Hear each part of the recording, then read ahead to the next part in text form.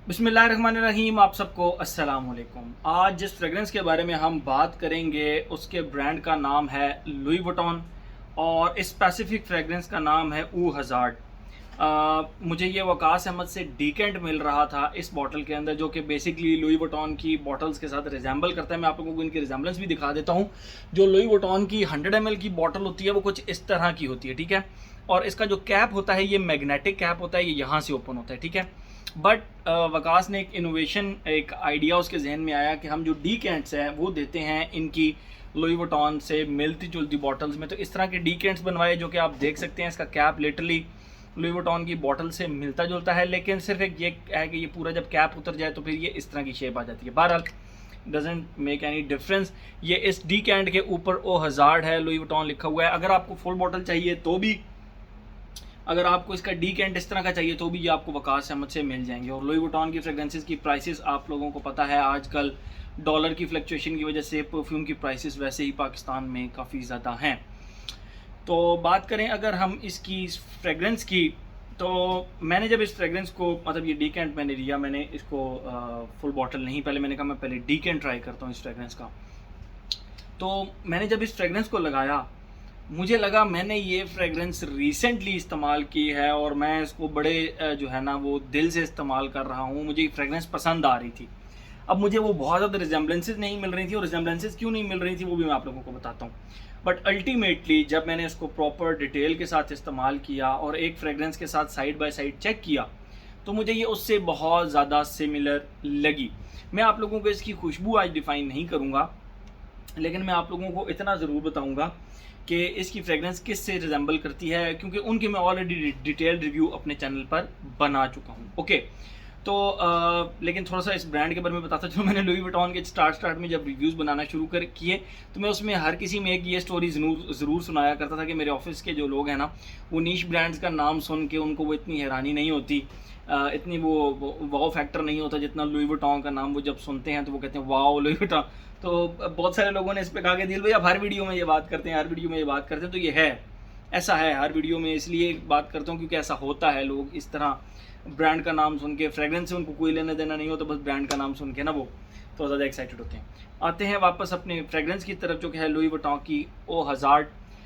तो मैंने जब इस फ्रेगरेंस को लगाया तो 1 से 2 दफ़ा, समटाइम्स ऐसा होता है कि आप कोई भी फ्रेगरेंस लगाएं वो किसी से रिजेंबल करती हो, आप पहले स्निफ में पकड़ लेते हैं, पहली बार पकड़ लेते हैं। कुछ चीज़ें होती हैं जो कि आपको टाइम लगता है, 1 वेयरिंग, 2 वेयरिंग, 3 वेयरिंग, उसके बाद आपको पता लगता है ओह यस ये तो उससे रिजेंबल करती है। तो इसके साथ भी इसी तरह हुआ, 1 से 2 से 3 वेयरिंग्स में मैंने इसको जज किया कि ये किस फ्रेगरेंस से मिलती है, और मुझे पता लगा कि ये फ्रेगरेंस मिलती है बेसिकली डनहिल की सेंचुरी से, और मेरी मोस्ट फेवरेट फ्रेगरेंस जिसका मैंने पिछले दिन अपने रिव्यू भी अपने चैनल पर डाला था, और वो है सेंटाल 33, ठीक है। इससे यानी ओ हज़ार्ड, उसके बाद डनहिल सेंचुरी, और आप कह सकते हैं कि सेंटाल 33, ये तकरीबन तीनों एक ही फैमिली की फ्रेगरेंसेस हैं। द ओनली डिफरेंस इज़, अगर आप लोगों में से जिसने डनहिल का सेंचुरी इस्तेमाल किया है तो आप लोगों को पता होगा कि इसके सिर्फ इसके स्टार्ट में निरोली है, उसके बाद ये सेंटाल 33 वाली तरफ चल पड़ता है। जबकि सेंटाल 33 ये एक टोटल डिफरेंट चीज़ है, एक टोटल डिफरेंट एंटिटी है। लेकिन लेकिन लेकिन जब हम बात करते हैं लुई वुइटन के ओ हज़ार्ड की, तो ये स्टार्ट में ब्लैक पेपर के साथ स्टार्ट होता है, सिट्रसेस एंड ब्लैक पेपर के साथ। उसके बाद ये आगे चल के बिल्कुल आपको ऐसे फील होगा जिस तरह ये सेंटाल 33 है, समहाउ आपको फील होगा ब्लैक पेपर की वजह से कि ये डनहिल सेंचुरी की तरह है। तो इसकी फ्रेगरेंस इसी तरह रहती है। मैंने इसकी खुशबू इसलिए नहीं डिफाइन की क्योंकि मैंने सेंचुरी का रिव्यू भी अपने चैनल पर ऑलरेडी डाला हुआ है, मैंने सेंटाल 33 का रिव्यू भी अपने चैनल पर ऑलरेडी डाला हुआ है। तो मुझे लगा कि उस चीज़ में इतना वो नहीं होगा, लेकिन ये कि इसकी रिजेंबलेंसेस बहुत ज़्यादा हैं। हाँ, स्टार्ट में इसमें ब्लैक पेपर ऐड कर दें, और मिडल में निरोली की टच है डनहिल सेंचुरी की तरह, और एंड पे लिटरली ये सेंटाल 33 की तरह स्वीट लिपस्टिकी टाइप इस तरह की फ्रेगरेंस हो जाती है, जो कि मैंने सेंटाल 33 के रिव्यू में ऑलरेडी अपने भाइयों को बताया हुआ है, ठीक है। तो ये तो इसकी खुशबू हो गई। बात करते हैं इसकी जो रिव्यू बनाने का, वो था कि लॉन्जिविटी प्रोजेक्शन, जो हमारा एक पैटर्न बना हुआ है, age, gender, longevity projection, weather occasion. Age की बात करें तो फ्रॉम माय साइड इसको हर एज का बंदा लगा सकता है, नो प्रॉब्लम एट ऑल। ये ट्विस्टेड सेंटाल 33 और ट्विस्टेड डनहिल सेंचुरी की तरह का है, ठीक है। तो एज, हर एज का बंदा इसको लगा सकता है। अगर हम बात करें जेंडर की तो भाई मेल फीमेल दोनों लगा सकते हैं। मुझे नहीं लगता कि इस फ्रेगरेंस को लगाने के लिए आपको कोई gender discrimination, no, male female दोनों लगा सकते हो। अगर हम बात करें लॉन्जिविटी प्रोजेक्शन की, इस फ्रेगरेंस को तो मैं क्लेम करता हूँ कि ये मुझ पे 2 दिन चलती है, सेंटाल 33। और इसके ऊपर जो कॉम्प्लीमेंट फैक्टर है, बेहिसाब किस्म के कॉम्प्लीमेंट्स मिलते हैं मुझे इस फ्रेगरेंस पर। और ये इसीलिए मेरी मोस्ट फेवरेट फ्रेगरेंस भी है कि जिधर मैं इसको लगा लूँ फिर मुझे बार बार इसको खुशबू करने का दिल करता है।